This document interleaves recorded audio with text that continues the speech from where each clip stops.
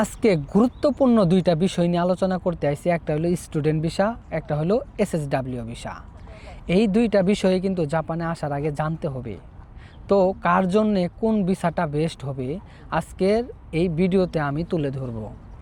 কারণ জাপানে অনেক ভিসা আছে, কিন্তু বাংলাদেশের প্রেক্ষাপটে স্টুডেন্ট ভিসা এবং এসএসডাব্লিউ ভিসা, জব ভিসা, এই তিনটা নিয়ে কৌতূহল অনেক বেশি। টিআইটিবি ভিসা আছে, ইএসডি ভিসা চালু হবে 2027 সাল থেকে। তো আমি আজকে বলবো স্টুডেন্ট ভিসা এবং এসএসডাব্লিউ ভিসা নিয়ে কার জন্য কোনটা বেস্ট হবে। কাদের জন্য এসএসডাব্লিউ ভিসাটা ভালো হবে? যারা আসলে একটু দরিদ্র টাইপের, যাদের আর কি টাকা পয়সা একটু সংকট, আবার যাদের টাকা পয়সা আছেও অনেকের, কিন্তু সে নিজে থেকে কিছু করতে চায়। মানে ধরেন আমার টাকা পয়সা আছে, আমার বাপের, আমার সব আছে, সবই আছে, অভাব নাই। আবার কিছু ক্ষেত্রে অভাব আছে, আমার টাকা পয়সা নাই বা জাপানে আসার মতো সামর্থ্য নাই, চেষ্টা করে আসবো। সেই ক্ষেত্রে তাদের জন্য আমি বলবো এসএসডাব্লিউ ভিসাটা সব থেকে বেস্ট। কেন বেস্ট? এসএসডাব্লিউ ভিসাটা এমনভাবে গঠিত হয়েছে যে জাপানে আসার পর থেকেই আপনি লাখ লাখ টাকা ইনকাম করা সম্ভব। যদি কেউ অল্প সময়ে কিছু করতে চায়, অল্প সময়ে টাকা ইনকাম করতে চায়, অল্প সময়ে নিজের পায়ে দাঁড়াতে চায়, সেক্ষেত্রে আমি বলবো এসএসডাব্লিউ ভিসাটা আপনার জন্য একদম পারফেক্ট এবং বেস্ট। কেন বেস্ট? কারণ আপনি তো নিজে কিছু করতে চাইতেছেন, নিজের পায়ে দাঁড়াতে চাইতেছেন, নিজের কিছু সম্পদ করতে চাইতেছেন, নিজেকে ডেভেলপ করতে চাইতেছেন, অল্প সময়ে কিছু টাকার মালিক হইতে চাইতেছেন, এবং এই অল্প সময়ে আপনি অল্প পরিশ্রম করে হয় জাপানেও একটা ভালো লাইফ পাবেন। দেশে যদি ব্যাক যান, চিন্তা থাকে যে দেশে আমি ব্যাক যাব, আমার প্রেমিকা আছে বা আমার বউ আছে বা ফ্যামিলি আছে, আমি বিদেশে থাকতে পারবো না। সেক্ষেত্রে দ্রুত টাকা ইনকামের পথই হচ্ছে, একদম ক্লিয়ার করে যদি বলি, job visa, TITB visa, ESD visa, সব ভিসার থেকে এসএসডাব্লিউ ভিসাটা একদম বেস্ট। কারণ এখানে দ্রুত টাকা আছে, দ্রুত ভালো একটা লাইফ আছে, এবং জাপানে অনির্দিষ্টকালে থাকার জন্য একটা সুযোগ আছে। জাপানে পাসপোর্ট পিআর পাওয়ার একটা সুযোগ আছে খুব দ্রুত। এই ভিসাতে খুবই সম্ভব, ভালো একটা সম্ভাবনা আছে। তো অনেকেই আবার মনে করেন যে স্টুডেন্ট ভিসায় আসবেন, সেক্ষেত্রে আপনাদের অনেকের টাকার সমস্যা হয়, টাকা কারোর কম থাকে, সেক্ষেত্রে আসতে পারে না, কষ্ট হয়। সেক্ষেত্রে আপনারা স্কিল ওয়ার্কারে আসতে পারেন। স্কিল ওয়ার্কারে আইসা এখানে মনে করেন 3 বছর জব করার পরে আপনি চাইলে মানে সেনমনে ভর্তি হইতে পারবেন, ডিপ্লোমা করতে পারবেন। ঠিক আছে, আপনি 3 বছরের টাকা জমাইলেন, 2 বছরের টাকা বাড়ির ফ্যামিলির ব্যাকআপের জন্য রাখলেন, 1 বছরের টাকা আপনি স্কুলের ফিয়ের জন্য কিছু দিলেন আর কিছু হাতে রাখলেন। সেক্ষেত্রে আপনি এখানে ডিপ্লোমা করারও সুযোগ থাকে। যারা এসএসডাব্লিউ ভিসাতে আসবেন, 3 বছরে ভালো টাকা ইনকাম করে আপনি যদি ডিপ্লোমা করেন, এখানে ল্যাঙ্গুয়েজও শেখা হইলো প্রতিদিন পড়লে বাসায়, তারপরে আবার মনে করেন যে ডিপ্লোমাও করা হইলো, তো 2 দিক দিয়ে সুবিধা থাকে। তো বিশেষ করে যারা জাপানের কালচার সম্পর্কে, জাপানিজ সম্পর্কে, জাপানের দেশ সম্পর্কে পড়ালেখা করতে ভাল লাগে, যাদের পড়ালেখার ইচ্ছুক, তারা কিন্তু স্টুডেন্ট ভিসাটা তাদের জন্য সব থেকে বেস্ট হবে। কারণ এখানে এসে জাপানিজ ভাষা পড়বে, জাপানিজ কালচার শিখবে, জাপানিরা কিভাবে চলাফেরা করে, জাপানিরা কিভাবে বেশি দিন বাঁচে সে সম্পর্কে জানতে পারবে। সমস্ত কিছু মানে রিসার্চ করতে পারবে, পড়ালেখা করতে পারবে।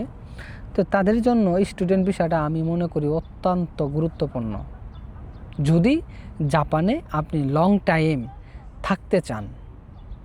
যেহেতু জাপান অনেক সুন্দর, অনেক ভদ্র একটা কান্ট্রি, অনেক শৃঙ্খলাময় একটা দেশ, সেক্ষেত্রে যারা স্টুডেন্ট ভিসায় আসবেন তাদেরকে অনেক ক্ষেত্রে অগ্রাধিকার বেশি দেওয়া হয় এবং ভালো একটা কোম্পানিতে জব পাওয়া যায়। সেক্ষেত্রে ভবিষ্যতে অফিসিয়াল কাম করা যায় জবের সময়। তো যারা স্টুডেন্ট ভিসায় আসবেন তাদের ক্ষেত্রে এই সুযোগগুলো থাকে। আরও অনেক সুযোগ আছে, যে ক্ষেত্রে আপনার মনে করেন স্টুডেন্ট বিষয়ে আসলে আপনি পড়ালেখা শেষে ভালো একটা জব করতে পারলে, ভালো একটা কোম্পানিতে ঢুকতে পারলে আপনার কিন্তু আপনি ভাষা জানেন, যেহেতু আপনি পড়ালেখা করতে আসছেন, 4 বছর অনেক কিছু শিখবেন, সেক্ষেত্রে আপনার ভাষাটা N2 জাপানিজ লেভেল এগুলো পাস করতে পারবেন। মানে খুবই একটা হেল্পফুল হয় যদি স্টুডেন্ট বিষয়ে আসেন। সেক্ষেত্রে আমি মনে করব যারা পড়ালেখা পছন্দ করেন, যারা পড়ালেখা করতে ভালোবাসেন, তাদের জন্য বেস্ট অপশন স্টুডেন্ট ভিসা। যারা স্টুডেন্ট ভিসায় আসে তাদের ক্ষেত্রে একটা সুবিধা, তারা মানে একটু লেখাপড়া শেষ আগ পর্যন্ত কোনো কিছু করা সম্ভব হয় না। তো স্টুডেন্ট ভিসাটা আসলে যাদের টাকা আছে, যারা একটু সুখে ভালো কাজ করতে চায়, অফিসিয়াল কাজ করতে চায়, তাদের ক্ষেত্রে স্টুডেন্ট ভিসাটা আমি মনে করি বেস্ট। কারণ তারা যদি একটু পরিশ্রম কম করেও যদি একটা ভালো কোম্পানিতে জব করতে পারে, সেক্ষেত্রে তারা ভালোভাবে যদি ভাষাটা শিখতে পারে, সেক্ষেত্রে জাপানে কিন্তু তার একটা ভালো একটা সুযোগ অপরচুনিটি থাকে।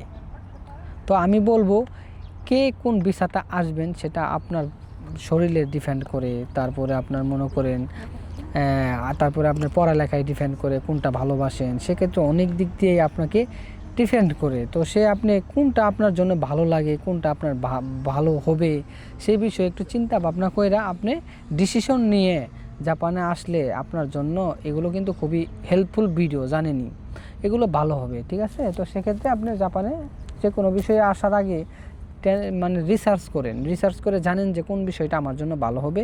এবং আমার এই চ্যানেলে বিভিন্ন ধরনের ভিডিও আছে জাপান সম্পর্কে। আপনারা যদি আমার চ্যানেলে সাবস্ক্রাইব করে রাখেন, বা সাবস্ক্রাইবার যদি নাও থাকেন, আমার চ্যানেলে যদি যায় দেখেন, জাপান সম্পর্কে সমস্ত ধরনের তথ্য ইনশাল্লাহ পেয়ে যাবেন।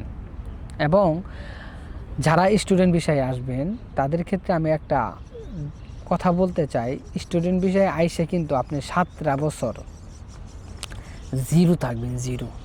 কেন জিরো থাকবেন আমি কিন্তু গত ভিডিওতে আগে আলোচনা করছি। এবং যারা স্কিল ওয়ার্কার আসবেন তারা 7 বছরে কোটি টাকার মালিক থাকবেন।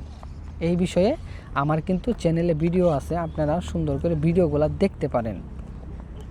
সেই ভিডিও থেকে অনেক ধরনের নলেজ বা ধারণা নিতে পারবেন যে আসলেই কোনটা ভালো আমার জন্য হবে।